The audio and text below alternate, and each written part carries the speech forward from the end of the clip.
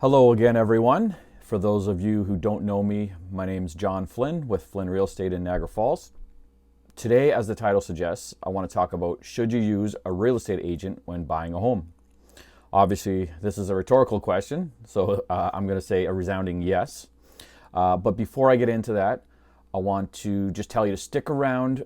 At the end of the video, I'm going to list my top tools for home buyers when buying a house. So tools and apps actually, and the ones that I use and the ones that I would recommend any buyer use when buying.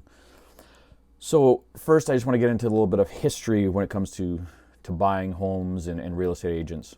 So back in the day, and this wasn't that far back, I started in 2004, and back then, buyer representation agreements, they weren't used that frequently. They were kind of just coming in at that point. Within a few years, I don't know the exact date when they started using them. But the agents, even the agents, like the internet wasn't a big thing back in '04 when it came to selling homes. MLS or digital MLS and realtor.ca was fairly new. And a lot of the agents, especially the agents in my office, they still use the old MLS Books. Here's a picture of one for those of you who don't know. This one's not from our board, but essentially it was a book that had all the MLS listings in them. And I believe every 2 weeks, or different boards were different periods, they would come out with a new updated one. And when you wanted to work with an agent to buy a home, they would have this book because, again, the internet wasn't very prevalent back then, and a lot of listings weren't on there. And the ones that were, they'd have like one photo, just like the book would have. So agents, people worked with agents, buyer agents, because they had the information, and the buyers really couldn't source their own information that easily because, again, online was very scarce at that time. Nowadays, obviously, it's a whole different story, and you can get everything, pretty much everything you almost need online, except for experience, I guess, and local knowledge like a lot of agents would have. So I guess the answer to the question of the title of this video is pretty easy. Of course I'm going to say yes, and you probably should use one, but it's more, I wanted to address more the reasons why people don't use one or feel they don't need to. So I guess what I'm getting at is there's two main reasons from what I've seen recently in the last 5 years or so why the buyers who don't want to use an agent don't want to use one. And that the first reason is to save money. And the other one is because they feel they have better odds of buying the property they're looking at. So let me just address the first one. So they wouldn't use one because they feel they can save money by negotiating, because they know that the commission is negotiable, and online you can find lots of information that usually the listing agent lists the house, and he or she lists at a certain commission, and they split that commission with a buyer agent. So a lot of times it'll be half goes to the listing agent and half will go to the buyer agent. That's not always the case, but we can generalize for now. So the buyers know this, and they'll approach you and say, hey, look, I don't have my own agent. Can we negotiate on the house more? Which is I guess fine, but in the grand scheme of things, it's not that easy. And it doesn't really work in a super hot market like now, because there could be 5 other buyers lining up to buy the house. So nobody's saving money. You're paying top dollar and over list right now. You're not saving. But again, when the market's more even and fair, a few years ago, this would have been the case. So we don't see that so often nowadays. What we see more now is buyers coming to the listing agent directly, saying they don't have an agent. Maybe they do, maybe they don't. Usually they don't, but they're coming to the agent, using them directly because they might have a better chance of winning that house when there's multiple offer situations, like is very common these days. So again, I've seen this many times. Now, in my experience, again, as a listing agent, I want to represent the seller. It doesn't matter to me if this person comes directly to me and, they're not my client. If they're my client, sure, I'm going to do what's best for both.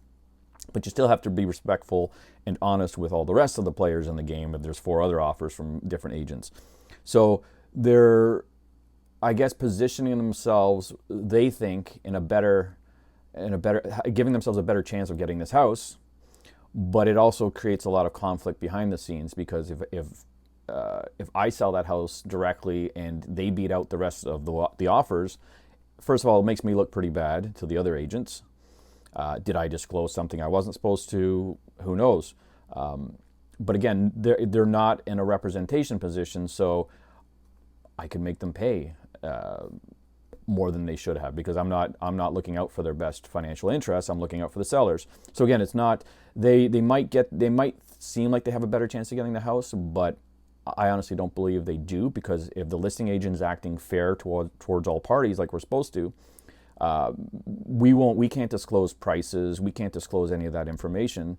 We can just tell them like normal, give us your best price. There's 5 offers, fewest conditions, biggest deposit, the rest of the stuff. But they're looking for that insider information to give them the edge, which a lot of times it just doesn't work out, because a lot of agents don't want to sell that house to someone directly, because it's just a huge conflict of interest. It's not considered double ending because you're not providing a client service, but it's very similar because you're the only agent involved. If anything happens, it's going to come back on you. So it's really just it's not worth it. Some agents will do it. They thrive off that, and they're not supposed to. But again, maybe you'll hit that agent that it will work out for you, but you're limiting the number of homes now that you can look at. So anyway, best to use your own agent, your own buyer's agent, to do that. And that brings me now to the benefits. The benefits, in my opinion, far outweigh the risks of using an agent, a buyer's agent. So the buyer's agent, what are the benefits of the buyer's agent? Well, they're going to know pricing knowledge. They're going to know from they work with many clients. They're going to know how much the house is worth based on, it's not always on offers and how much it's going to go over list. People talk about it going over list, and is it 50,000, 100,000? It doesn't matter, because the list price could be any list price. It could be $1, and it's going to go 800,000 over list price, right? It's about what's that house truly worth and what premium is the buyer willing to pay at that given point in the market to get that house. So if they're willing to spend an extra 25,000 over the last sale they compare it to that was a week ago, then because they've been fighting for homes, well, it's worth it for them. So again, you can't automatically say they're going 50,000 over or 100,000 over. It's very specific to that house and how it's listed and a bunch of other reasons. But so again, pricing knowledge, one of the huge benefits. Of course, the paperwork with the terms and the conditions, and that has to be done right. Like always, agents know how to do that. There shouldn't be any hiccups. Sometimes there's little hiccups, but it should go pretty smoothly. A big one is relationship with other agents. So your buyer agent, if you get the right one, they should have a good rapport with the other agents, the listing agent, whatever house you're offering on. And they should be able to work together to accommodate your offer and give you the information you need to, put you in a position to win that bid. I'm not talking about doing anything illegal or unfair, but it's just working with that agent, knowing the agents, knowing that agent likes working with you, your agent, your buyer, your whoever your buyer's agent is.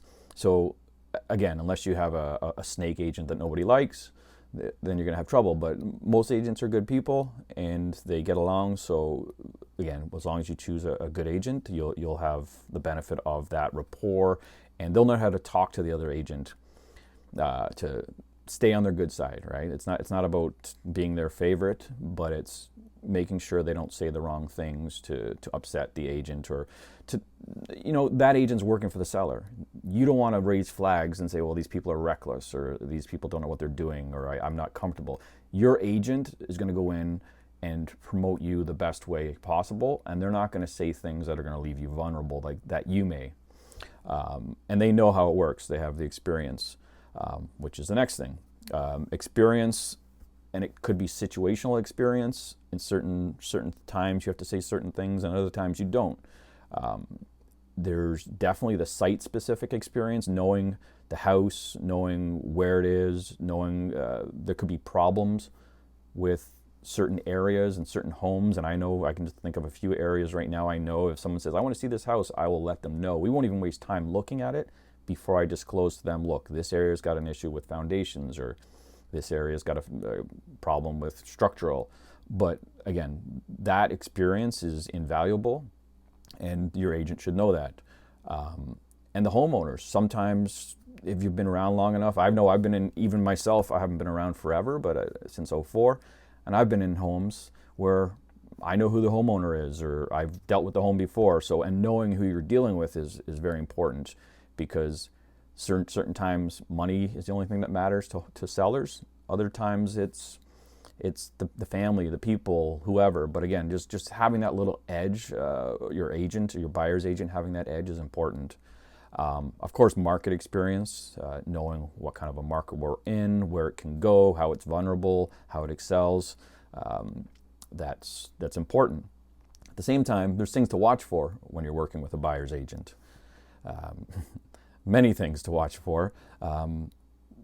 There's the agent themselves. Are they a well-liked agent? Like I mentioned before, do they get along with other agents? Maybe they have reviews online. You can't always go by reviews because some of those are skewed. It's easy to get 10 friends to write reviews, but again, it is a tool. Are they inexperienced? Are they reckless? So if you get the wrong agent, just like the wrong anything, the wrong mechanic or whatever it may be, you're going to have problems. The buyer representation is probably the biggest one to look out for. So when you're dealing with a buyer representation agreement, it's something that has to be signed at some point. You can have implied agency, but it has to be reduced to paper at a certain point during that deal, and the real estate counsel says at the earliest possible time, which I may or may not agree with. I like to do mine prior or at the same time as signing an offer, just right before it in the same paperwork package. Where other agents like to sign you up right away. They won't even show you a house. So that's something that your comfort level. Do you want to sign up with an agent for 3 to 6 months before they've shown you a house? Maybe you just met them. Maybe it was a referral. You know that they're coming from a good source, but that's a personal choice, and I can see why a lot of buyers wouldn't, and I can see why they would. But there's also things like there's a time frame on it. It's like a listing. You have to sign up for so long. You're obligated to buy through that agent, so you better make sure you choose the right agent. And at the same time, they have to make sure they serve you properly. And if not, how easy is it to cancel that? So you should have that question. Look, can I cancel this agreement at any time if I'm not happy with you, or for whatever reason? Is there stipulations? Are you responsible for commission, which is the big thing on the buyer agency agreement? Maybe if you end up finding a semi-private sale and they're not paying enough commission to that agent, you might be on the hook. And if you're a first-time buyer, your budget it's going to be hurting because you have to pay this agent an extra $5,000 because they didn't collect it from the sale or from the listing agent or the private seller. So it's very important that you understand the terms of the buyer representation agreements, and it could be a negative thing if you don't know what you're signing. So that's my opinion on using a buyer agent. I always think you should. I think the benefits far outweigh the drawbacks or the risks. And just make sure you get the right one. Okay, so here are my tools and apps that I recommend to all buyers when you're looking at buying a house. Even if you don't, I'm not saying to bring these in the house every time, but have them available. And I'm an old Cub Scout or Boy Scout, and I always like to be prepared. One of them I don't even bring with me, but I've been meaning to put it in my car. But I'm going to put it in there now because I just didn't have one handy. But anyway, let's get into them.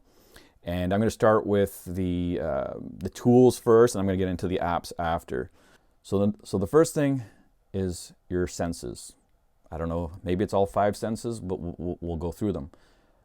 It's probably the number one tool I use when looking at a home with a buyer. and even when I'm listing a house. So of course you're going to use your eyes to look at everything you're looking. That's common sense.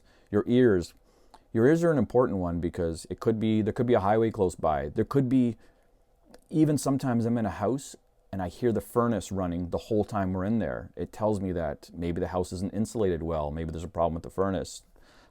But could be creaking. There could be things happening in there, but you should be really aware.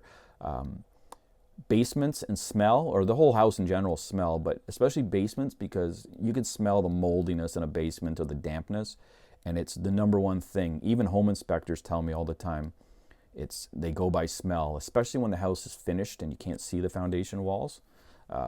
So that's a big one too. You could touch. Nowadays, I don't like you touching much, but you in the winter or the summer, you can touch the walls and you might see a cold spot or feel a cold spot or hot spot. But yeah, so that's, again, just using your senses is an important one. All right, next is notes. Yeah, take notes if you're have trouble remembering. If you see a bunch of homes, take notes with your phone notes or a notepad, whatever you like to do, just because sometimes you won't remember because you get overwhelmed looking at homes. I see so many homes, I have a good memory when I go into them, I can tell. But I think I always get the questions after, did this house have this and did it have that? Or they'll go look at the pictures online to see if they can refresh their memory. But so yeah, the notes are a good one. Flashlight. I don't have my flashlight. I was going to show you the prop, but a flashlight, a lot of people use their phones, but bring one that's better than a phone, because sometimes they don't project far. They're good for up close, but they don't project far into like an attic or crawl space. So a flashlight is definitely a good one. A tape measure or a measuring device of some kind. I use this for listing. I wouldn't bring it usually if I'm with clients looking at homes to buy, but I always try to keep a tape measure, because you just want to make sure. You could be checking a fridge opening or something looks like it's an odd size. Good to have. The last of the physical tools would be a marble. I've been in so many homes, and this is the one I don't bring because I just have to go find one, but I found one sitting here today. A marble is super important when you get into any home. Usually it's older homes, but it could be any home. And you set it on the floor or the counter just to see, because sometimes you say, this looks a little off, or it looks a little lopsided, or you're walking on the floor and you can feel. With a marble, you can really get a sense of how off it is. So I like the marble, and I've used other things. I've used like a water bottle, but they don't move so good sometimes. A golf ball, they have little divots, so they might not start rolling right away. But a marble is the best option to use. All right, and lastly, the 3 must-have apps that I would use, or I would recommend to all home buyers when purchasing or when actively looking at homes. First would be realtor.ca. We're lucky in Canada. We only have to worry about one MLS service. In like the States, they have like 900 or something, but we only have to worry about one. So get the realtor.ca app and create an account, because it gives you bonuses or extra options that you can save searches and stuff when you actually have an account, a buyer account or a private account. I forget what they call it. Second is the Canadian Mortgage app. It's anyway, you see it on here on the screen. This has come a long way since I first started using it, and I use it regularly for my clients. It will tell you land transfer tax requirements, closing costs, everything, right? Pretty much everything. It even you can get a pre-qualification based on your income to see how much you'll qualify for before you even say talk to a mortgage broker, just to start browsing. But it will give you your payments and amortization schedule once you start looking and do find a house, so you can narrow it down based on interest rates and whatnot. And lastly, you might get some spam or some emails from this one, but it's a great app, and it's the House Sigma app. And this is great because you as a buyer, it's just another tool you can have. It gives you the history of certain homes. So it doesn't have every house, but it does have quite a few where you can look at, You can look at the previous sale price, the history. It's got a lot of information on it, and it's a pretty good app. And I use it certain times when I'm looking at homes that aren't in my area that I can't access. I'll even use this app. And again, they might they might try to email you and hook you up with an agent or something. It hasn't been too bad though for me. And I don't know if there's an agent account and a buyer. I think I signed up as a buyer. But anyway, tons of information on it, and I recommend getting that. So yeah, there's the 3 apps that I would recommend. Anyway, so thank you for watching again, and I'll be back hopefully next week with some more content and another video on another subject. Thanks, and have a good day.